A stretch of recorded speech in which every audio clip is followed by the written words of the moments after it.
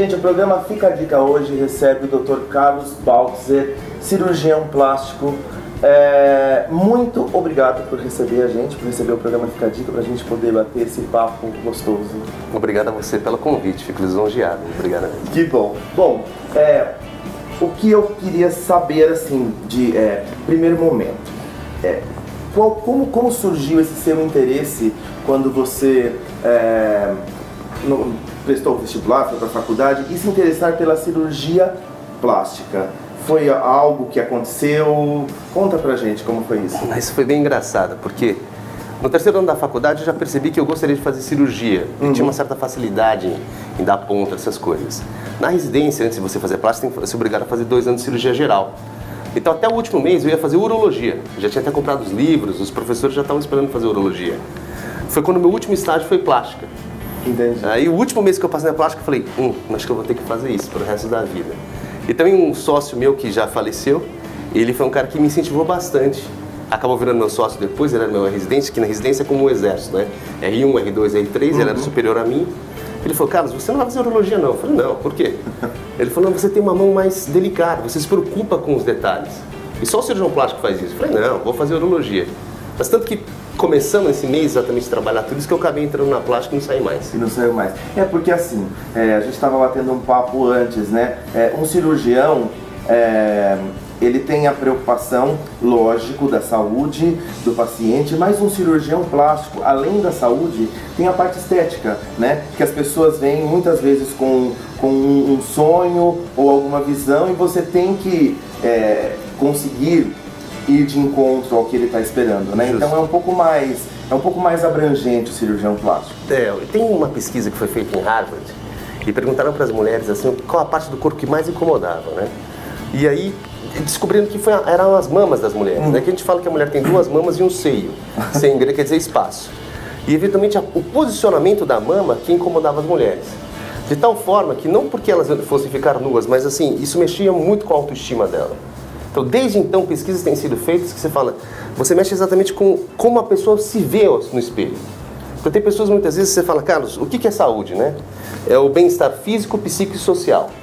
Se a pessoa deixa de fazer alguma coisa porque não está se sentindo bem, ela não está saudável, né?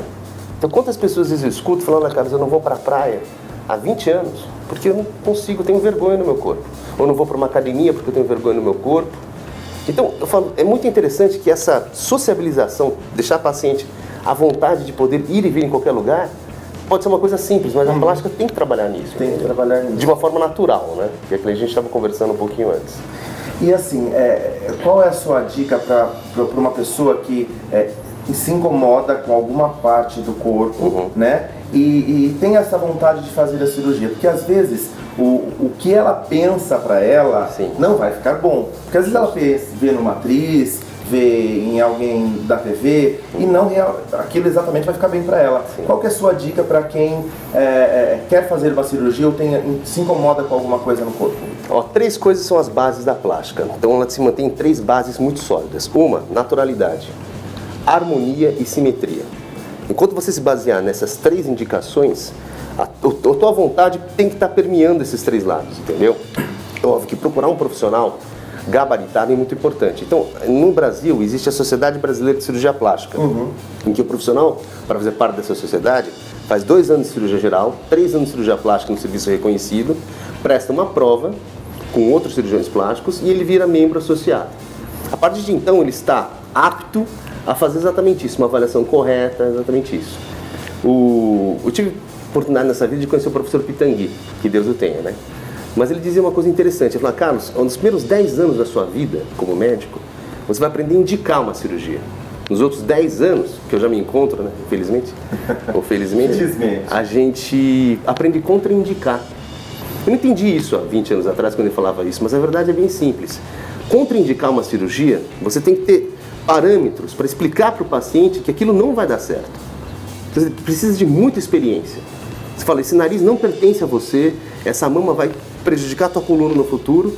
Então é um pouco abstrato, mas o plástico tem que mostrar isso além do alcance, entendeu? O paciente tem que ter essa visão para falar, puxa, isso não vai dar certo. Eu brinco que hoje eu mais contraindico do que indico, mas uma contraindicação tem que ser sincera. Então eu falo, olha, a amizade continua a mesma, mas você não vai fazer a plástica, entendeu? Lógico. Bom, espera um pouquinho, a gente já volta com outros assuntos bárbaros.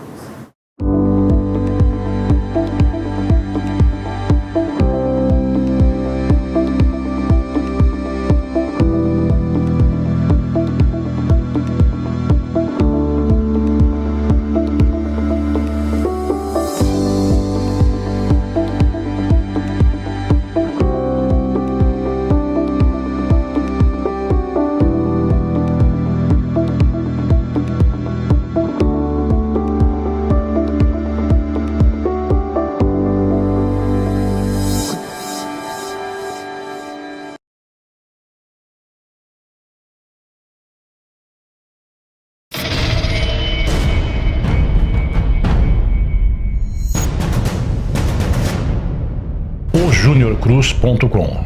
Design orgânico publicitário. You don't have to be beautiful to turn me on. I just need your body, baby, from dusk till dawn. You don't need experience to turn me out. You just leave it all up to me. I'll show you what it's all about. You don't have to be rich to be my girl. You don't have to be cool to rule my world. Ain't no particular sign I'm more compatible with. I just want your extra time and your kiss.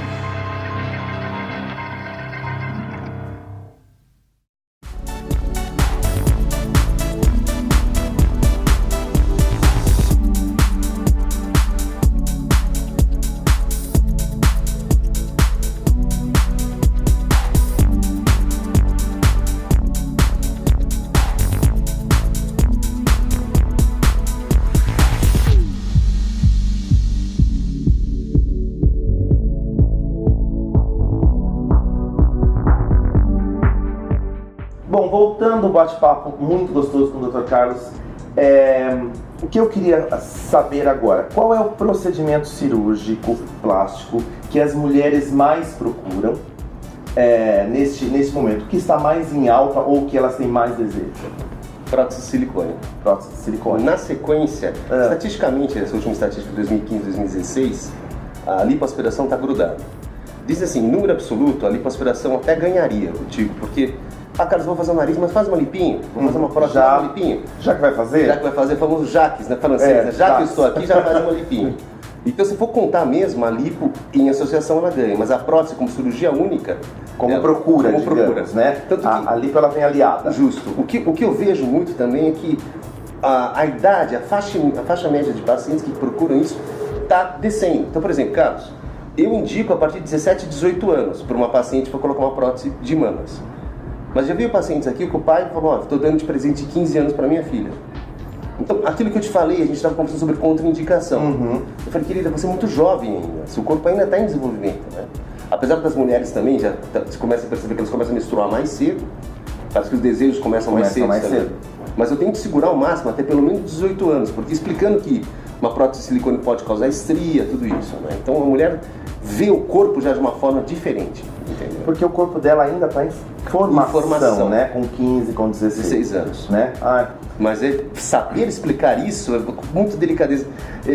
Eu estava me lembrando agora da última paciente, lógico, não vou revelar nome, mas ela com 17 anos chegou a chorar só de falar do problema da mãe. Ela nunca havia mostrado as mamas para a mãe, que estava junto na consulta.